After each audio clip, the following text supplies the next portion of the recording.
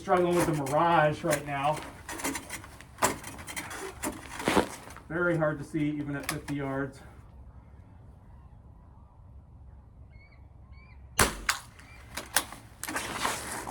And I'll be addressing this bottom one differently. I don't have room with the scope height there. I'm going to thread it through here, and then I'm going to try a seated position.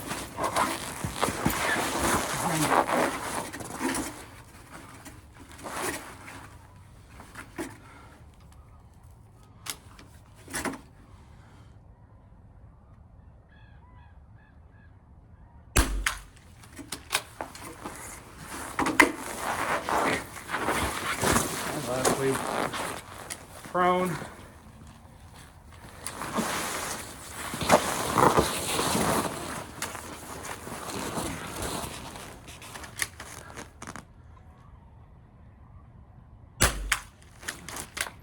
There's a ton of Mirage. We got about 2 MOA just of image wobble. This is not going to be great data for me because of that. So I know I'm making lots of excuses, but that's what I'm dealing with. All right, back from the range, minus 40 range session today. It was rough. So center fire portion, kind of a wash. This rifle had some issues. Rear action screw is loose. My fault. So didn't really get anything useful off of there. Also, the Mirage is terrible. Making excuses already, but the Mirage was like a 2 MOA, just image wobble with nothing else going on after basically the first shot at that temperature.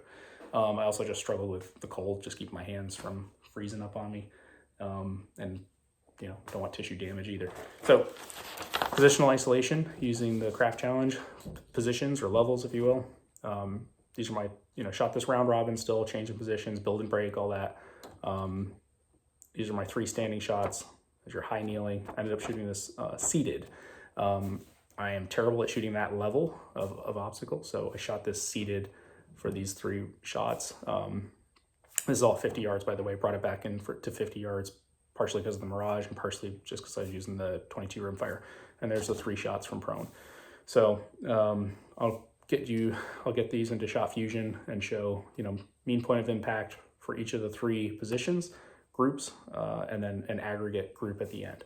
So yeah, roll that in here using a screen record if I can figure out how to do it, and we'll go with it. And the rifle is Tikka T1X 22 rimfire. Good stuff. Okay, so using shot fusion here. This is just the last of the 4 groups. Select your known reference points there. Usually use the edges for a quick or a little more refined. And then point of aim. Select your shots 1, 2, and 3. And then you're going to just back out to the home screen. Combine all, and then just select the groups you want to make into a single aggregate.